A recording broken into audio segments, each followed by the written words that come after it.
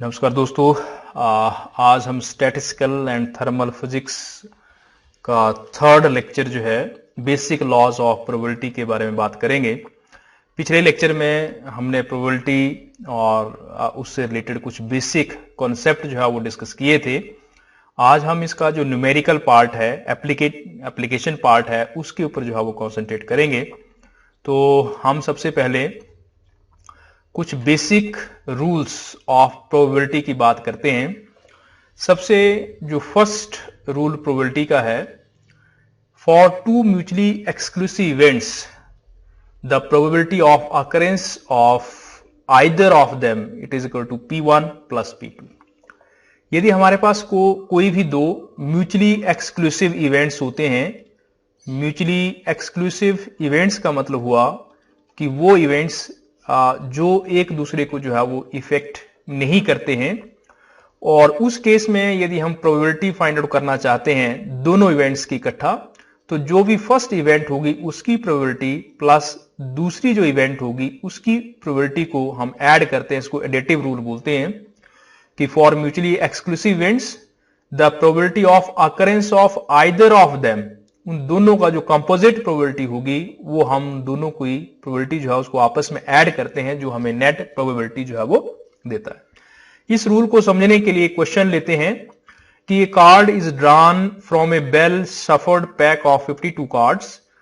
Calculate the probability for this card to be either a king or a queen. हमारे पास cards हैं और जैसा कि आप जानते हैं 52 कार्ड्स हैं।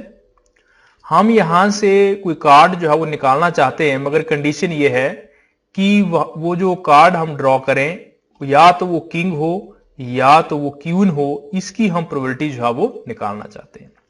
जैसा हम लोग जानते हैं कि जो 52 का पैक होता है उसमें 4 कार्ड जो है वो किंग के होते हैं और 4 कार्ड ही क्वीन के होते हैं। तो यदि हम प्रोबेबिलिटी निकालना चाहें, प्रोबेबिलिटी ऑफ ड्राइंग किंग, तो ये हो जाएगा P1, that is 4 favourable events. Kings कितने हैं? 4, टोटल 52, तो ये होगा 1/13। और second probability of drawing queen, तो क्वीन के केस में P2 और क्वीन भी 4 हैं, तो 4/52 इट इज अगेन 1/13। क्योंकि जो इवेंट्स हैं म्यूचुअली एक्सक्लूसिव है, मतलब ये हुआ कि क्वीन अलग है और किंग अलग है। जो भी आप कार्ड निकालेंगे, एक के निकालने से दूसरे की प्रोबेबिलिटी पर फर्क नहीं पड़ता है, इसलिए एक की प्रोबेबिलिटी 1/13, दूसरे की निकाली 1/13, और इनको ऐड करेंगे तो यहां से नेट प्रोबेबिलिटी जो है वो आ जाएगी। तो फर्स्ट बेसिक रूल ये हुआ कि यदि कोई भी दो म्यूचुअली एक्सक्लूसिव इवेंट्स होते हैं जो एक दूसरे को इफेक्ट नहीं करते हैं, तो उनकी जो प्रोबेबिलिटी हम फाइंड आउट करते हैं उसमें हम एक की प्रोबेबिलिटी निकालेंगे और प्लस दूसरे की, और वो दोनों की जो है वो कंपोजिट प्रोबेबिलिटी हो जाएगी। इसको हम एडिटिव रूल जो है वो कहते हैं। दूसरा जो रूल है, it is called as the multiplicative rule. यहां पे हम प्रोबेबिलिटी जो है वो मल्टीप्लाई होती है। यदि हमारे पास 2 इंडिपेंडेंट इवेंट्स हैं, यदि जो इवेंट्स हैं वो इंडिपेंडेंट हैं, तो इंडिपेंडेंट इवेंट्स के लिए प्रोबेबिलिटी यदि हम जॉइंटली निकालना चाहें तो जो नेट प्रोबेबिलिटी होती है, एक इवेंट की प्रोबेबिलिटी मल्टीप्लाइड बाय दूसरे इवेंट की प्रोबेबिलिटी। अब यहां पे एग्जाम्पल से समझने की कोशिश करते हैं कि मान लीजिए we throw a dice twice and obtain 2 numbers, what is the probability that these numbers are 6 and 4 precisely in order. हम एक डाइस है, उस डाइस को जो है वो थ्रो करते हैं और थ्रो करने के बाद हमें 2 नंबर्स मिलते हैं। हमें यह निकालना है कि इस बात की क्या प्रोबेबिलिटी है कि पहले 6 आए और उसके बाद जो है वो 4 आए। तो हम इन दोनों की प्रोबेबिलिटी जो है वो फाइंड आउट करेंगे। यदि प्रोबेबिलिटी जो है वो 6 वाली की निकाली जाए कि इस बात की क्या प्रोबेबिलिटी है कि 6 आए, तो ये क्या होगा 1/6, क्योंकि 1 2 3 4 6 तक होता है तो वो 1 होगा। तो टोटल कितने हैं 6 वेज, तो 1/6। और उसी तरह से 4 की निकालें तो 4 भी 1 बार ही आएगा, तो 1/6। और यदि आप दोनों की इकट्ठी निकालनी चाहेंगे देन इट इज 1/36, दोनों की कंबाइंड करके। तो फर्स्ट हो गया, यदि म्यूचुअली एक्सक्लूसिव इवेंट्स हैं तो प्रोबेबिलिटी जो है वो ऐड होती है।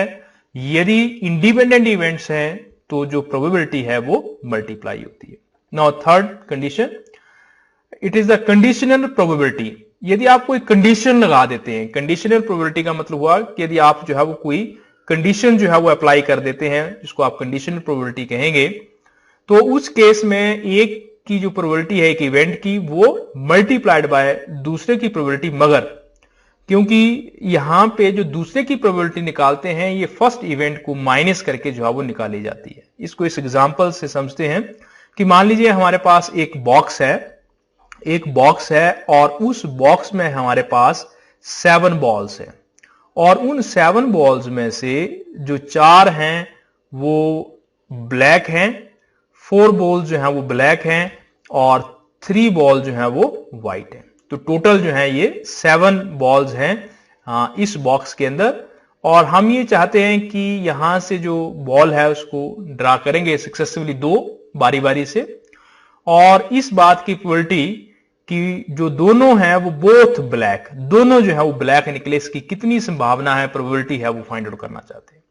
तो फर्स्ट इवेंट की मान लो जो फर्स्ट वाला है वो ब्लैक निकले, इस बात की जो प्रोबेबिलिटी है, क्योंकि ब्लैक हमारे पास 4 है, तो फेवरेबल इवेंट्स कितने हुए 4, मगर टोटल कितने हैं 4 + 3 7, तो ये टोटल 7 हो गए। तो 4/3 जो है 4/7 जो है प्रोबेबिलिटी है इस बात की कि यहां से जब हम फर्स्ट टाइम बॉल निकालेंगे तो वो ब्लैक होगा। यदि हम सेकंड ऑप्शन की बात करें तो नेक्स्ट टाइम जब आप ड्रॉ करेंगे, क्योंकि 7 में से एक तो आपने ड्रॉ कर लिया है, तो आपके पास अब बैलेंस जो है वो 7 नहीं है, अब 6 बॉल्स हैं। तो सेकंड टाइम क्योंकि आप फिर इस बात की प्रोबेबिलिटी निकालना चाहते हैं कि ब्लैक हो, तो पहले 4 थे मगर अब एक ब्लैक बाहर चला गया तो अब 3 बचे, तो यहां पे क्या आएगा 3, फेवरेबल इवेंट्स 3, और 3 + 3 टोटल अब 6 हैं, तो ये आ गया 1/2। और इसकी यदि आप प्रोबेबिलिटी निकालना चाहते हैं कंपोजिट, तो फिर आप इसको जो है वो मल्टीप्लाई करेंगे। तो ये इसको हम कंडीशनल प्रोबेबिलिटी बोलते हैं कि आपने कंडीशन लगा दी कि दोनों टाइम जो है वो ब्लैक बॉल ही निकले। उसके बाद है probability of tossing n coins. अब 2 तरह की प्रॉब्लम्स होती हैं, एक कॉइन लिया आपने और उस कॉइन को n टाइम्स जो है वो टॉस किया, या आपने n कॉइन्स लिए और उन n कॉइन्स को एक टाइम जो है वो टॉस किया, तो ये दोनों बातें जो है वो कैलकुलेशन पॉइंट ऑफ व्यू से एक ही है। एक ही तरीके से आप कैलकुलेट करेंगे। जैसे आप डाइस लेते हैं तो एक बार थ्रो करेंगे तो किसी एक इवेंट की प्रोबेबिलिटी जो है वो 1/6 हो जाएगी, और जितने टाइम करते हैं उस तरह से मल्टीप्लाई कर देंगे, या जितने कॉइन्स लेते हैं उससे आप जो है वो मल्टीप्लाई कर देंगे। एक एग्जांपल से समझते हैं कि 36 डाइस, हमारे पास 36 डाइस हैं और उन सभी को इकट्ठा जो है वो थ्रो किया गया, and how many of these shall show face 2 up. इसमें से इस बात की प्रोबेबिलिटी निकालने की 36 में से कितनी जो डाइस हैं उसमें फेस जो है वो अप आएगा। यदि हम सिंपल कहें कि हम एक डाइस को जो है वो थ्रो करें, तो इस बात की प्रोबेबिलिटी कि 2 ऊपर आए 1/6 होती है। और यदि आप 36 को करेंगे तो 36 मल्टीप्लाइड बाय 1/6 इट इज 6। और ये 22 वर्षा भी ट्रू होगा कि यदि आप एक डाइस लेते हैं और उसको 36 टाइम जो है वो थ्रो करते हैं, तो भी प्रोबेबिलिटी जो है वो सेम ही आएगी। तो एक इस तरह का n कॉइन्स या n टाइम जो है उसको थ्रो करते हैं, तो दोनों तरह की कैलकुलेशन जो है वो इस तरीके से की जा सकती है। अब कई बार क्वेश्चन ऐसे आता है कि प्रोबेबिलिटी ऑफ नॉन एक्रेस, हम ये बात पहले कर रहे थे कि इस बात की कितनी प्रोबेबिलिटी है कि ब्लैक बॉल आए। यदि हम ये कहें कि इस बात की कितनी प्रोबेबिलिटी है कि ब्लैक बॉल ना आए, नॉन अकरेंस, तो जैसे मैंने कहा था कि जो टोटल प्रोबेबिलिटी होती है 1 होती है, तो जो अकरेंस की है उसको 1 में से यदि माइनस कर लिया जाए तो ये नॉन अकरेंस की प्रोबेबिलिटी जो है वो हो जाती है। जैसे ऊपर वाला एग्जांपल है, यहां पे 2/7 जो है वो प्रोबेबिलिटी आ रही है, तो यदि आप नॉन अकरेंस की निकालना चाहेंगे देन इट इज 1 - 2/7, 1 - 2/7, और ये 5/7 ये प्रोबेबिलिटी हो जाएगी कि जो 2 ब्लैक बॉल्स हैं सक्सेसफुली वो ना निकले। तो कभी ऐसा क्वेश्चन आता है कि नॉन अकरेंस की प्रोबेबिलिटी आपको फाइंड आउट करनी है, तो आप सिंपली जो है 1 में से माइनस करके जो है वो निकाल सकते हैं। नाउ प्रोबेबिलिटी को फाइंड करने के लिए एक परमुटेशन का रूल जो है वो भी अप्लाई होता है। परमुटेशन जब हम बात करते हैं, permutation means arrangement of the particles, या number of arrangement of n distinguishable particles, यदि हमारे पास अलग अलग, डिस्टिंग्विशेबल मतलब अलग अलग पहचान वाले पार्टिकल्स हैं और उनको आप डिस्ट्रीब्यूट करना चाहते हैं।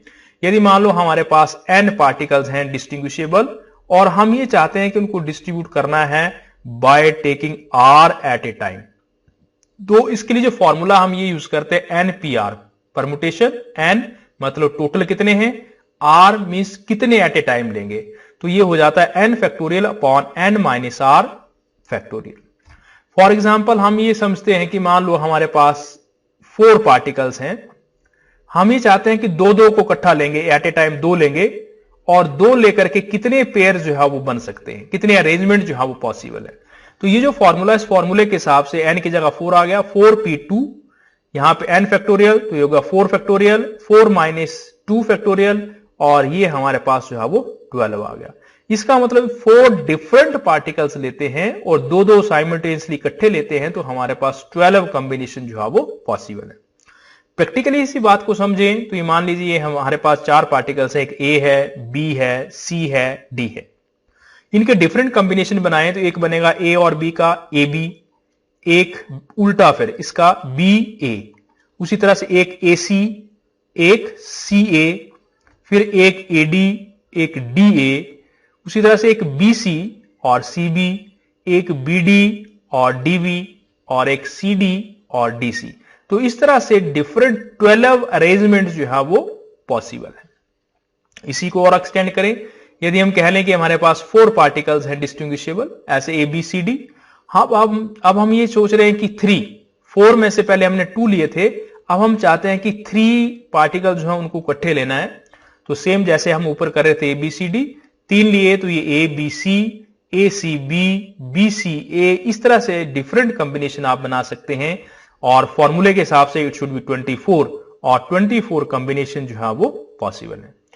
तो परमुटेशन का एक जनरल फॉर्मूला जो मैथमेटिक्स में यूज किया जाता है वो डिफरेंट तरह के जो पॉसिबल अरेंजमेंट्स है of distinguishable particles by taking at particular number of particles हम कैलकुलेट कर सकते हैं, उनको बता सकते हैं। तो डिफरेंट पॉसिबल अरेंजमेंट बताने के लिए परमुटेशन की जो टेक्निक है वो यूज की जाती है। इसके साथ जो दूसरी और टेक्निक है, it is called as the combination. Combination means the group without considering the order of their placement. जैसे हम पिछले केस में हम कह रहे थे कि भी एक है AB और दूसरा हम कह रहे थे BA, तो बेसिकली देखा जाए तो BA और AB तो एक ही तरह की बात है। ऑर्डर जो है इसमें A पहले है, B बाद में, इसमें B पहले है और A बाद में। यदि हम इस ऑर्डर को ध्यान में ना रखें तो ऐसे कॉम्बिनेशन निकालना चाह रहे हैं तो इस कॉम्बिनेशन के फॉर्मूले से निकलता है। इसको ओनली मीनिंगफुल अरेंजमेंट बोलते हैं। हम देखें कि AB या BA लिखना मीनिंगलेस है, एक ही बात है। तो यदि आप मीनिंगफुल निकालना चाहेंगे तो ये BA वाला जो है यहां से काट करना पड़ेगा।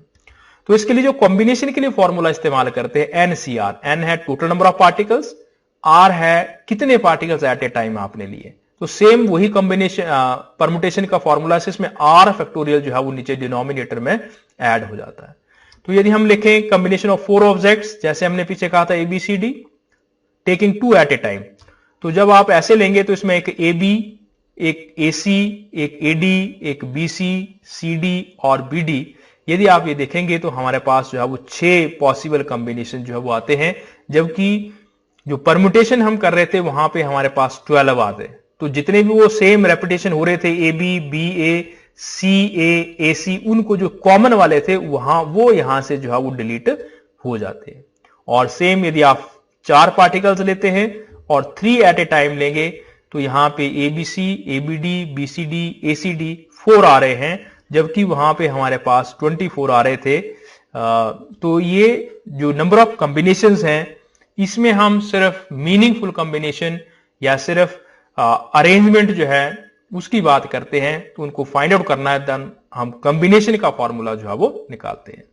तो कोई भी यदि आप पार्टिकल्स लेंगे तो एक टोटल नंबर ऑफ अरेंजमेंट, किन्हीं भी पार्टिकल्स को डिफरेंट तरीके से यदि हम अरेंज करना चाहें तो जो टोटल नंबर ऑफ अरेंजमेंट्स होते हैं it is equal to the number of meaningful arrangement multiplied by the number of meaningless arrangement. Meaningless का मतलब ये हुआ कि जैसे ए बी को BC लिखा, ये मीनिंगलेस है। तो ये एक फॉर्मूला जो है बनता है जिससे परम्यूटेशन और कॉम्बिनेशन के रूल को इस्तेमाल करके जो पार्टिकल्स हैं उनकी जो डिस्ट्रीब्यूशन है, यदि आप ब्रॉड ग्रुप्स में जो है वो करना चाह रहे हैं तो कॉम्बिनेशन यूज करेंगे, और यदि उसका और फर्दर जो है वो स्पेसिफिक ऑर्डर भी ध्यान में रखना चाह रहे हैं तब हम जो है वो परम्यूटेशन लेंगे। तो ये डिफरेंट बेसिक प्रैक्टिकल एप्लीकेशंस थी प्रोबेबिलिटी की, जो स्टैटिस्टिकल मैकेनिक्स का जो कॉन्सेप्ट हम आगे डेवलप करेंगे उसमें जो है वो यूज होगा। तो आई होप कि आपको ये बेसिक समझ में आया होगा, और यदि आपको ये मेरी वीडियो अच्छी लगती है तो इसको लाइक करें, शेयर करें, और मेरा चैनल जो कि डॉक्टर एचपाल के नाम से है उसको सब्सक्राइब करें। Thank you.